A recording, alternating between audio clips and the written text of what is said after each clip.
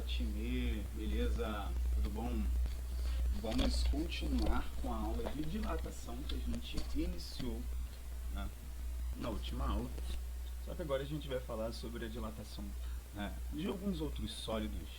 A gente vai falar sobre chapa metálica, a gente vai falar sobre superfície, a gente vai falar sobre volume e assim vai. Depois a gente vai fechar essa aula com dilatação aparente. Então, vamos lá. O que seria a dilatação de superfícies? Primeiramente, superfície, né, tem uma área. Né, deixa eu trocar essa cor aqui, colocar um azul bonito. Então, ó, esse objeto tem duas dimensões, né, ele tem comprimento e ele tem uma largura ou uma altura. Então, ele tem uma área. Beleza? Então, se eu dar aqui, ó, um aquecimento para esse objeto, ele vai alterar as suas dimensões. Ele tinha uma dimensão inicial, que foi essa aí, inclusive, que eu marquei aí, beleza? E agora ele tem uma dimensão final, beleza? Se a gente for analisar, olha só, saiu dessa parte e veio para cá. Então eu tinha um átomo aqui e veio para cá. Esse átomo que estava aqui veio para cá. Esse átomo que estava aqui veio para cá. E você acha que já começou a entender aonde é que eu quero chegar. Então, o tanto que esses átomos se afastaram é como se fosse uma dilatação linear aqui, beleza? Só que quando a gente junta tudo, isso me dá uma dilatação de área, beleza? Então a dilatação de área vai ser, né, causada porque todo objeto tem uma dimensão inicial. Só que para a gente ter dilatação dessa dimensão, eu preciso ter essa dimensão aqui. Então a dilatação superficial depende de uma área. Né? E essa área eu vou chamar de área inicial, beleza? Depende da mesma forma que a gente falou na outra aula. E se você chegou aqui de paraquedas, se você não viu a aula anterior, sugiro que você assista na minha aula anterior, onde eu falo sobre a dilatação, né, linear, né, porque aí você vai conseguir entender melhor essa daqui. Mas se você não quiser, continue aí. Então a gente depende, né, para ter uma dilatação superficial, dilatação de área de uma área inicial, de um ΔT, que é o que? Variação de temperatura, né, maior ΔT, maior dilatação, maior área inicial, maior dilatação. E o Wallace, que é esse beta aqui? Beta é aquele negócio, né, de macho alfa, macho beta? Não, galera, não tem nada a ver. Né? Deixa eu só comentar aqui mais ou menos, né, novamente. Quando a gente tinha o alfa, a gente tinha um coeficiente de dilatação linear, né, porque é basicamente uma única dimensão. E aqui a gente tem um beta, que é o coeficiente também de dilatação, só que é superficial. Então é para duas dimensões, a gente vai ter um outro parecido com esse também. Se você quer saber qual é a relação de beta com alfa, é o seguinte: se eu tenho duas dimensões em beta e uma dimensão em alfa, posso dizer que beta é o produto de alfa por 2, porque são duas dimensões, beleza? Só que aí é o seguinte, vamos pegar aqui um quadrado. Eu não gosto de simplesmente chegar e falar que isso é dessa forma e tal. Para quem gosta de matemática, precisa entender o seguinte: área seria, sei lá, base vezes altura. Então eu iria multiplicar, né, a dilatação de um lado com a dilatação do outro, beleza? Então, né, a área inicial seria base vezes altura, beleza? Então, quando eu tenho ΔA, eu teria a minha dilatação, né, de B vezes a dilatação de H. Aí eu basicamente teria que multiplicar, né, o comprimento daqui inicial com o comprimento final, variação de temperatura e tal. Aí, matematicamente falando, a gente vai ter um termo que vai acabar sumindo, né? E aí vai ter um outro termo que vai ser assim, 2α. Para não ficar levando esse 2α, eu chamo esse 2α de beta. Mas para eu ter esse beta, matematicamente falando, eu preciso fazer isso aqui. Beleza? Se você quiser se aprofundar nisso, se você não conseguiu entender bem e quer se aprofundar nesse assunto, deixe seu comentário aí, né? Me segue, deixe seu comentário. Se eu queria me aprofundar mais em por que o beta é 2α, que aí eu explico melhor numa outra aula. Porque dá um pouco de trabalho, e não é o foco dessa aula aqui, me, né, detalhar em algumas coisas que são bem particulares e não gerais. Então, voltando na dilatação superficial, já entendemos que, né, a dilatação superficial depende de uma área inicial, de um coeficiente de dilatação superficial e de uma variação de temperatura.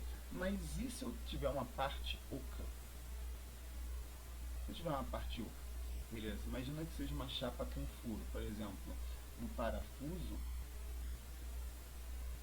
ele tem um furo, né? Tudo vai dilatar. O que vai acontecer com isso aqui? Vai se contrair? Vai dilatar? Não vai mudar de tamanho? E eu vou mostrar para vocês o que vai acontecer. Então, pay attention please, né?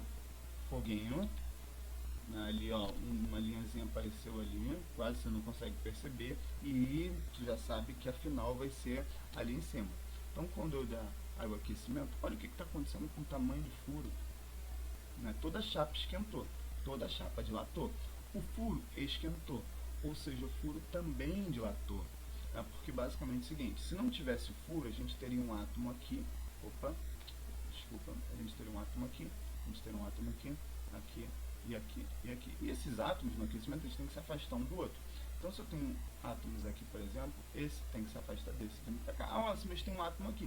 Sim, esse átomo vai se afastar desse aqui, vindo para lá. Perfeito? Então, esse átomo ele vai ocupar esse lugar, esse átomo vai ocupar essa região, esse átomo vai ocupar essa região e esse aqui vai ocupar essa região. Ou seja, acarretará em um aumento desse furo aí. Beleza? Vai acontecer que a chapa toda vai aumentar, assim como o furo também vai aumentar. Então, se você tiver, por exemplo, uma porca que você está percebendo que ela está agarrada e não está querendo soltar, é só tu esquentar que aí o furo dessa porca vai aumentar também. Beleza? E aí a gente finaliza o assunto de dilatação antes da gente focar em algumas particularidades da dilatação, que é a dilatação volumétrica. O que é a dilatação volumétrica? É a dilatação do volume. O volume tem 3 dimensões, beleza? Então, então vamos lá. Para a gente ter uma variação dessa dimensão, a gente precisa ter uma dimensão inicial. Variação do volume inicial. E também depende da variação de temperatura. Se tem alguma dilatação que não vai variar em função da temperatura, quando a gente fala de materiais em que a dimensão deles só vai influenciar em função do afastamento deles, o afastamento, a maioria das vezes é ocasionado pela temperatura.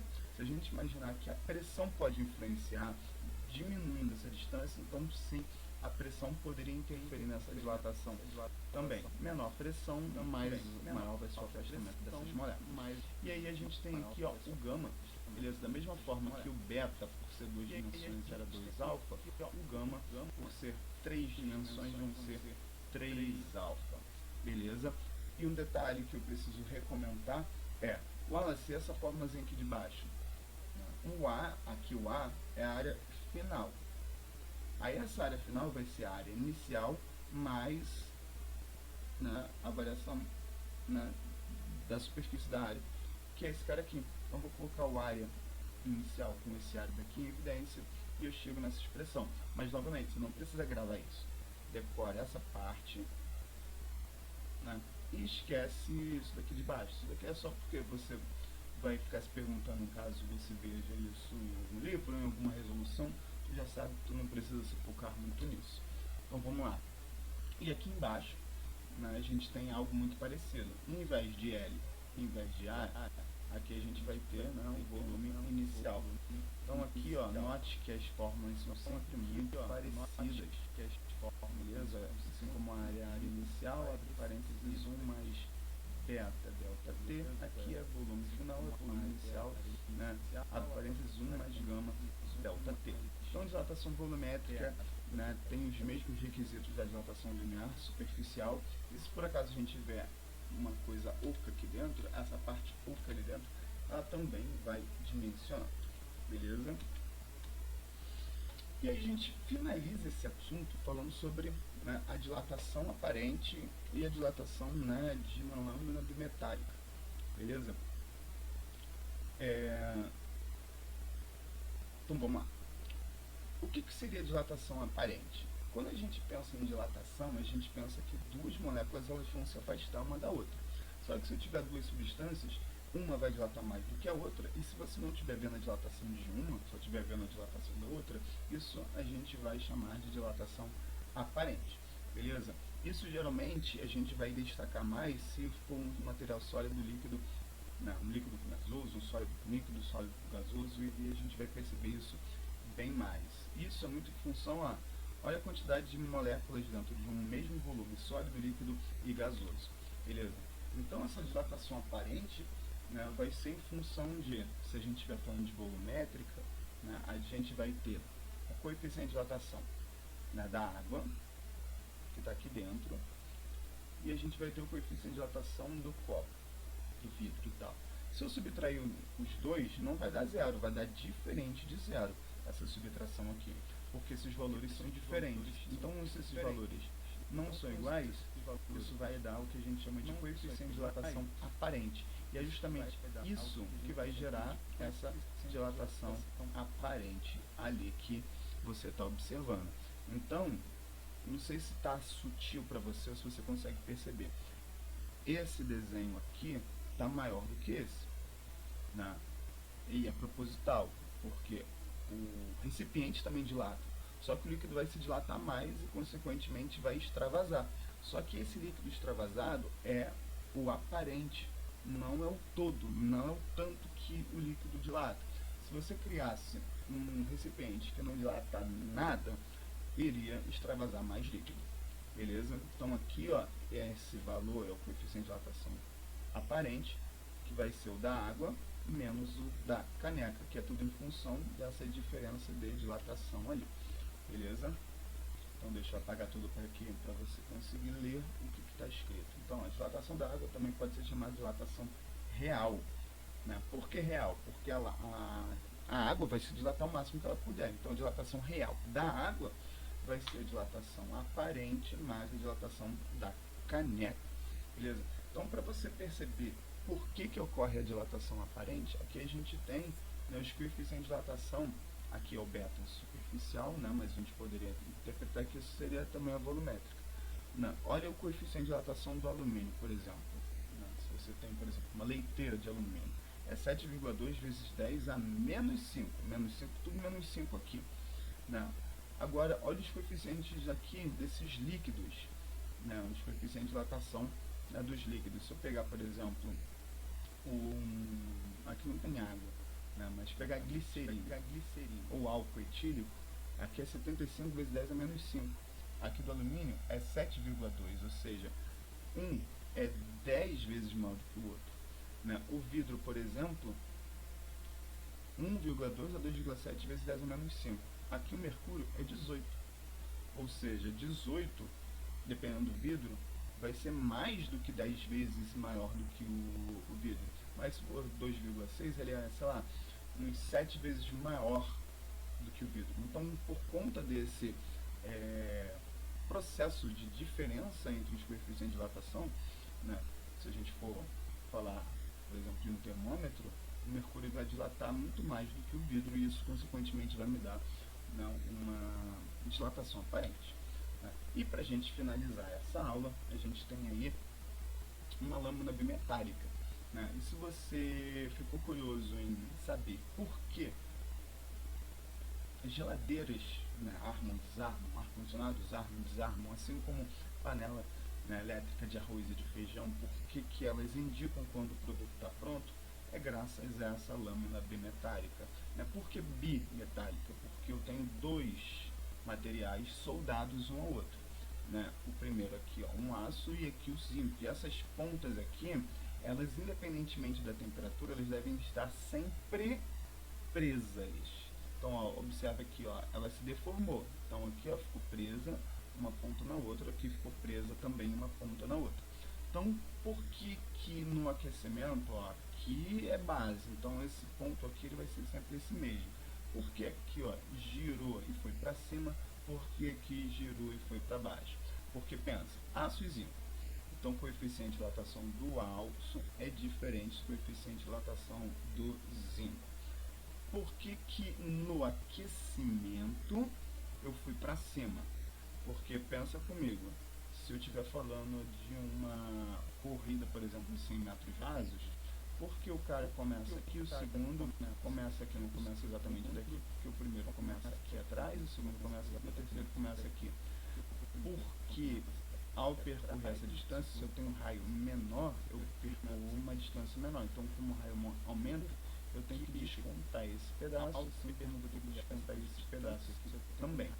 Então, vamos lá. Se o raio tem esse centro aqui, o aço tem um raio menor, o zinco tem um raio maior. Então, o zinco ele dilatou mais do que o aço. Dilatou mais do que o aço, se deslocou para cá. Então, por que tendo a mesma variação de temperatura e tendo o mesmo comprimento inicial, por que o zinco dilatou mais e fez essa deformação? Porque o coeficiente de dilatação do aço é menor do que o coeficiente de dilatação do zinco. Beleza? Ou ao contrário, o coeficiente de dilatação do zinco é maior do que o do aço. Então, no aquecimento, a curva, né, que a lâmina bimetálica vai fazer é sempre do maior para o menor. E no resfriamento, isso acontece o oposto.